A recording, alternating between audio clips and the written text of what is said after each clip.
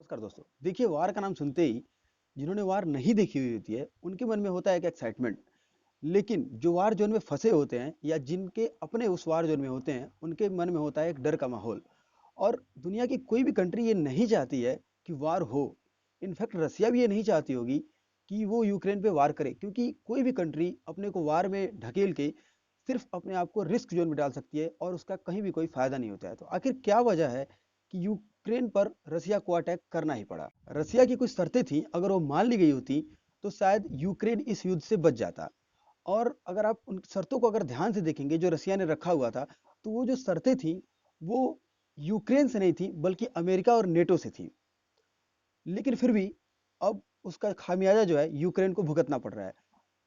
और ये जानने के लिए हमें थोड़ा पीछे जाना पड़ेगा कि आखिर रसिया ने यूक्रेन पर अटैक किया, क्यों किया, और इसमें यूएस और नेटो की क्या भूमिका है। ये एक टाइम था कि रसिया नहीं थी, ये पूरे जो थे यूएसआर के सदस्य थे।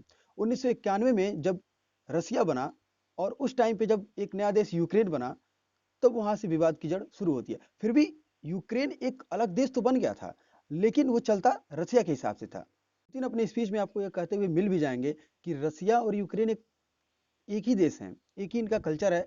और ये आपको बार बार ये पुतिन कहते हुए आपको नजर आएंगे। यूक्रेन ने भी इसका ध्यान दिया और 1996 में एनपीटी के तहत अपने सारे न्यूक्लियर वेपन जो है वो रसिया को सौंप दिए। यूक्रेन की जो आबादी है उसमें से 30% लोग हैं वो रसिया बोलते भी हैं और रसिया को सपोर्ट भी करते हैं। इनको प्रो रशियन कहा जाता है और ये वो हिस्सा है जो रसिया के बाउंड्री से लगा हुआ है, बॉर्डर से लगा हुआ है। और इनको जो है प्रो रशियन बोला जाता है। 2014 से पहले यूक्रेन और रसिया के संबंध काफी अच्छे थे, लेकिन ऐसा 2014 के बाद क्या हुआ कि इनके संबंध बिगड़ने लगे। और यूक्रेन जो है वो अमेरिका और यूरोपियन देशों के संपर्क में ज्यादा आने लगा। और रसिया जो है वो यूक्रेन को नहीं चला। यूक्रेन में दो ग्रुप्स हैं, एक तो जो प्रो रसिया जो रसिया को सपोर्ट करते हैं, और एक जो है यूक्रेन को सपोर्ट करते हैं, उन्हें हम नेटिव यूक्रेनियन बोलते हैं। ये जो नेटिव यूक्रेनियन है इनका जो है झुकाव अमेरिका और यूरोप की कंट्री की तरफ ज्यादा होता है।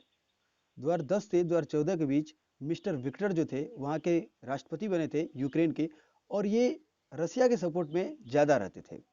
लेकिन उसी समय जो है अमेरिका और यूरोपियन कंट्री ने यूक्रेन को अपने साइड लाने के लिए कुछ महत्वपूर्ण संधियां भी इससे करनी चाहिए और फ्री ट्रेड के लिए भी बातें की यूक्रेन से, लेकिन मिस्टर विक्टर नहीं माने। और नहीं मानने का नतीजा ये हुआ मिस्टर विक्टर के कि जो नेटिव यूक्रेनियन थे यूक्रेन में, उन्होंने इनके खिलाफ प्रोटेस्ट कर दिया। और प्रोटेस्ट इस लेवल पे चला गया कि नवंबर 2013 में जो प्रोटेस्ट शुरू हुआ और वो फरवरी 2014 तक चला। और लास्ट में ये हुआ कि मिस्टर विक्टर को अपनी जान बचाकर इस प्रोटेस्ट के दौरान अपनी जान बचाकर उन्हें रसिया जाना पड़ा। और इसी समय अच्छा मौका देखकर रसिया के जो राष्ट्रपति थे उन्होंने क्राइमिया पर कब्जा कर लिया। अब यूक्रेन के जो लीडर थे उनको ये पता चल गया था कि अगर हम रसिया के साथ जाते हैं तो यहाँ की खुद की जनता जो है, जो नेटिव यूक्रेनियन है, वो हमें यहाँ पे रहने नहीं देगी। ये ठीक वैसे ही बात है कि अगर इंडिया में कोई सरकार आती है और वो हमेशा जो है चाइना और पाकिस्तान की बातें करती है, वाहवाही करती है, तो यहाँ की जनता उसके साथ क्या करेगी। ठीक वैसा ही हुआ अब यूक्रेन के नेताओं के साथ। दो रास्ते थे यूक्रेन के पास, एक तो जैसा चल रहा है वैसा चलने दे, और नहीं तो दूसरा कि अब वो यूरोपियन कंट्री के साथ आगे बढ़े। और यूक्रेन ने दूसरा रास्ता ही अपनाया और उसने जो है यूक्रेनियन कंट्री के साथ आगे बढ़ा, बजाय रसिया का सपोर्ट करते हुए। अब वो यूक्रेन और यूएस की तरफ उसका झुकाव ज्यादा होने लगा। रसिया जो है वो नेचुरल गैस का सबसे बड़ा सप्लायर है। लगभग 30% जो है नेचुरल गैस की सप्लाई रसिया जो है वो यूरोपियन कंट्री को करता है। और नेचुरल गैस की सप्लाई में सबसे बड़ा नियम यह है कि जो सप्लाई करता है और इसकी रूटें जिस देश से होकर जाती हैं उनको रेंट देना पड़ता है। 2013 से पहले यूक्रेन जो है ने कभी भी रसिया से रेंट नहीं मांगा था, लेकिन 2013 के बाद यूक्रेन ने जो है रसिया से रेंट मांगना शुरू कर दिया। और ये बात जो है सबसे ज्यादा रसिया को खटकी। लेकिन हद तो तब हो गई जब यूक्रेन ने ये बताया कि अब वो नेटो का सदस्य बनने की इच्छा जाहिर कर रहा है। और नेटो यानी नॉर्थ अटलांटिक ट्रीटी ऑर्गेनाइजेशन, इसकी स्थापना जो है द्वितीय विश्व युद्ध के बाद हुई थी और इसमें लगभग 11 देश थे। लेकिन धीरे धीरे जो है नेटो ने अपना क्षेत्र बढ़ाया और इसमें लगभग अभी 30 देश हैं। और इनका एकमात्र मकसद यही है कि रूस की शक्ति को सीमित करना। और इनका ये मानना है कि अगर किसी एक देश पे इनकी पॉलिसी भी यही है कि एक देश पे अगर हमला होता है तो सभी देश एकजुट हो जाएंगे। जब तक नेटो वेस्टर्न यूरोप में बढ़ रहा था तब तक रसिया को कोई दिक्कत नहीं थी, लेकिन जब नेटो अपना क्षेत्र जो है ईस्टर्न यूरोप की तरफ लेके आया तब रसिया को दिक्कत होने लगी। और दिक्कत तब हुई रसिया को जब यूएस एक स्ट्रेटजी के तहत धीरे धीरे आगे बढ़ रहा था और ईस्टर्न यूरोप के ज़्यादातर देशों को नेटो का मेंबर बना रहा था। अब वो यूक्रेन को भी नेटो का मेंबर बनाने की सोच रहा था, और इससे क्या होता कि एक तो एंटी रसिया का ग्रुप बड़ा हो जाता, और दूसरा अब रसिया के पड़ोसी मुल्क में ही अमेरिका अपने आर्मी भी डिप्लॉय कर सकता था और अपने हथियार भी, वेपन भी लाके रख सकता था। आपने कभी ये नहीं देखा होगा कि यूएस जो है वो नेपाल को नेटो का मेंबर बनाने के लिए बोले, क्योंकि उसे उससे कोई लाभ नहीं है।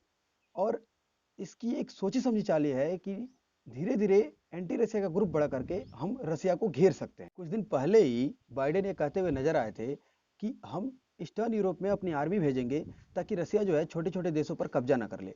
अगर अमेरिका को या बाइडेन को इतनी ही चिंता होती है इन छोटे छोटे देशों की, तो अफगानिस्तान को रातों रात खाली करके उसे तालिबान के हाथों सौंप कर उसे बर्बाद नहीं होने देते। करंट सिचुएशन की बात करें तो रसिया अमेरिका और नेटो से ये कहते हुए नजर भी आया है कि अगर हम आपके आसपास नहीं आ रहे हैं तो आप भी हमारे आसपास नहीं आए। रसिया की कुछ डिमांड थी, अगर वो मान ली गई होती तो रसिया ने कहा भी था कि वो यूक्रेन पे अटैक नहीं करेगा। अगर एक्चुअल में उन डिमांड को देखा जाए तो पता यही चलता है कि यूक्रेन तो सिर्फ एक मोहरा था। असली लड़ाई तो रसिया और यूएस के बीच थी, और जितना जिम्मेदार जो अभी करंट सिचुएशन में यूक्रेन के ऊपर हो रहा है, जितना जिम्मेदार रसिया है उससे कहीं ज़्यादा जिम्मेदार यूएस भी है। कई लोग तो ये भी कह रहे हैं कि बाइडेन जो है वो बड़े वीक प्रेसिडेंट हैं, लेकिन आप ये सोचिए कि वो वीक नहीं, बड़े चालाक प्रेसिडेंट है। बिना एक गोली चलाए उन्होंने रसिया का इतना बड़ा नुकसान करा दिया और अपने साथ कई देशों को लाकर सैंक्शन भी लगवा रहे हैं। तो इसे वीक प्रेसिडेंट नहीं बल्कि इसे हम चालाक प्रेसिडेंट कहेंगे। इन दो देशों के बीच ईगो की लड़ाई चल रही है, और ईगो की लड़ाई तब होती है जब दूसरे की जान दांव पर लगी हुई होती है। और जियो पॉलिटिक्स में जो है इमोशन का कोई महत्व नहीं होता है। अभी भारत से ये कहा जा रहा है कि वो रसिया को यूएन में क्रिटिसाइज करे। आखिर उसे क्रिटिसाइज करने से मिलेगा क्या? जैसे आपने यूक्रेन को देखा कि दूसरे कंट्री के कहने पे और बहकावे में आकर उसने अपने ही देश के लोगों को मुसीबत में डाल दिया। भारत ऐसा कभी भी नहीं करेगा। अगर भारत करता भी है तो सबसे बड़ी गलती करेगा, और उसका नतीजा यही होगा कि रसिया, चाइना और पाकिस्तान एक साथ आ जाएंगे और भारत अलग थलग पड़ जाएगा। लेकिन भारत तो इतना समझदार है ही कि भारत ये नहीं करेगा। इंडिया को भी जरूरत थी यूक्रेन की कश्मीर के टाइम पे, यूएनओ सिक्योरिटी काउंसिल में परमानेंट मेंबर बनने के टाइम पे, और न्यूक्लियर टेस्टिंग के टाइम पे। तब यूक्रेन इंडिया के अपोजिट खड़ा था। बल्कि हर देश की अपनी अपनी अलग अलग मजबूरियां हुई थी। यूक्रेन के साथ भी उस समय कुछ मजबूरियां थी, इसलिए वो भारत के अपोजिट खड़ा था। और भारत की भी इस टाइम पे एक मजबूरी है कि वो रसिया को क्रिटिसाइज नहीं कर सकता है। आने वाले समय में आप देखेंगे कि सारे लोग, सारे देश जो है वो देखते रह जाएंगे, और चाइना भी जो है वो ताइवान पर कब्जा कर ले जाएगा।